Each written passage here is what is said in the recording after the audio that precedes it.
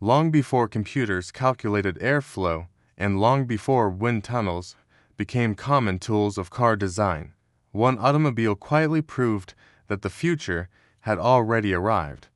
In the early 1930s, engineers measured its shape and recorded a drag coefficient that would still be considered impressive today. The number was so low that many modern vehicles struggle to match it. This car was not electric. It did not come from Silicon Valley or post-war Germany. It emerged in Central Europe, far from global attention, and then slowly faded into obscurity. Its disappearance raises an uncomfortable question. When we think about the most influential cars of the 20th century, we often point to the Volkswagen Beetle as the triumph of German engineering. But what if that story is incomplete? What if some of the ideas that shaped the Beetle were born elsewhere, refined earlier, and then quietly overshadowed by history itself? To answer that, we must travel back to a time when Central Europe was one of the most important industrial regions on the continent. At the end of the 19th century, the lands that would later become the Czech Republic were not peripheral or rural backwaters. Bohemia and Moravia were industrial hearts of the Austro-Hungarian Empire. Factories produced locomotives, precision tools, railway wagons, glass, and machinery. Skilled labor was abundant, and engineering culture ran deep. As engines began to replace horses, workshops that once repaired carriages started experimenting with propulsion systems.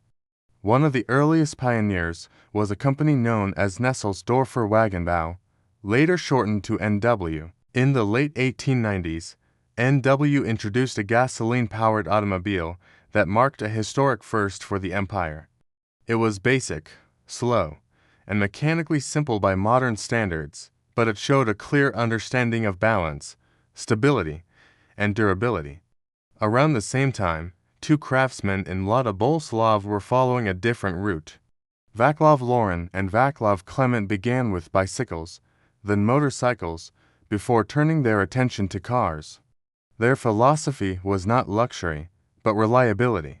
Machines had to work, day after day, on poor roads and in harsh conditions. This mindset would later become the backbone of Škoda's identity. By the early 20th century, the Czech automotive world was surprisingly crowded. Multiple manufacturers experimented with different approaches. Some borrowed ideas from Italy, others applied aviation principles. But one company would change everything by questioning the very structure of the automobile itself. That company became known as Tatra. The name was chosen after a successful journey across the Tatra Mountains, not as marketing, but as proof. If a car could survive that terrain, it could survive anywhere. This attitude attracted an engineer who would redefine automotive thinking, Hans Ledwinka. Ledwinka did not believe cars should evolve from horse-drawn carriages. He believed they needed to be reinvented completely. His first major innovation was structural. Instead of using a heavy ladder frame, he designed a central backbone chassis. This single load-bearing spine carried the drivetrain, with independent suspension mounted at each end. The result was lighter, stronger, and better suited to rough roads. But structure was only the beginning. While most manufacturers treated air as an enemy to be pushed aside, Ledwinka treated it as a design partner. At a time when cars resembled upright boxes, he began shaping bodies that allowed airflow to pass smoothly over and around them. This thinking was radical, even unsettling, to contemporaries who equated large grilles and vertical fronts with strength. The results were undeniable. As the world entered the 1930s, the economic reality changed dramatically. The Great Depression forced car makers to rethink priorities. Vehicles had to become cheaper, simpler, and more efficient. Across Europe, small affordable cars appeared almost simultaneously, each responding to the same pressure. Škoda introduced models designed for ordinary families. Jawa transitioned from motorcycles to simple automobiles. Praga offered compact vehicles for a struggling middle class. These cars were practical, honest, and necessary. Tatra, however, went further. Rather than refining existing ideas, the company developed a concept that challenged convention entirely. The engine was moved to the rear, cooling was handled by air, not water. Radiators, hoses, and complexity were eliminated. The body was rounded, not styled, shaped by air flow rather than fashion. This formula would later feel familiar to the world. As these ideas matured, Tatra unveiled a car that seemed to arrive from another decade entirely. Its shape resembled a teardrop, the rear tapered smoothly, a stabilizing fin ran down the center line. The engine, a rear-mounted air-cooled V8, provided steady power without the need for heavy components. When engineers tested scale models in wind tunnels, the results were astonishing. The car's drag coefficient hovered around 0.24. In simple terms, it sliced through the air with ease. It did not need large engines to travel quickly. Stability came naturally at speed. This was the Tatra 77. To place that achievement in context, many cars built half a century later would struggle to reach similar efficiency. Yet in the 1930s, this vehicle existed quietly, built in limited numbers, understood by few. History, however, does not reward innovation alone. As these ideas spread, they caught the attention of engineers beyond Czechoslovakia. Among them was Ferdinand and Porsche. Both Porsche and Ledwinka were preoccupied with the same challenge: how to build an affordable, efficient car for ordinary people. They discussed rear engines, air cooling, and simplified mechanical layouts openly. Those conversations did not remain technical. Political forces soon entered the picture. In Germany, Adolf Hitler viewed the automobile as a tool of national identity. He wanted a people's car that could travel long distances, withstand daily use, and be produced in vast numbers. The similarities between Tatra's engineering concepts and the emerging Volkswagen project were difficult to ignore. When the first Volkswagen prototypes appeared, they shared striking characteristics with earlier Tatra designs: rear engine, air cooling, rounded body, simplified construction. Tatra responded by filing a legal claim, alleging patent infringement. But history intervened before courts could decide. In 1939, Germany occupied Czechoslovakia. The lawsuit was halted. Factories were seized. Engineers lost influence.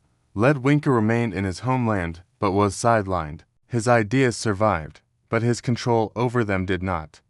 Ironically, during this same period, Tatra's advanced cars gained an unintended reputation. Their stability at speed made them dangerous in inexperienced hands. German officers unfamiliar with rear-engine behavior lost control on highways. The car earned a dark nickname, spoken quietly rather than celebrated. After the war, everything changed again. Czechoslovakia fell behind the Iron Curtain. Market competition disappeared. Innovation was no longer rewarded. Production targets replaced creativity. Each manufacturer was assigned a role within the planned economy. Škoda was tasked with building simple cars for the population. They were not modern by Western standards, but they were durable, repairable, and familiar. Tatra, meanwhile, was assigned to build vehicles for officials. Large, distinctive sedans powered by rear-mounted V8 engines became symbols of authority rather than progress. These cars remained aerodynamically advanced, but development slowed. There was no competition to push boundaries, no market pressure to evolve quickly. Meanwhile, the rest of the automotive world moved forward. By the time political change arrived in 1989, the gap was enormous. The Velvet Revolution ended decades of centralized control, but it also exposed how far behind the industry had fallen. Czech factories suddenly face open competition from global manufacturers with modern designs, advanced safety, and refined production methods. Škoda, in particular, struggled with perception.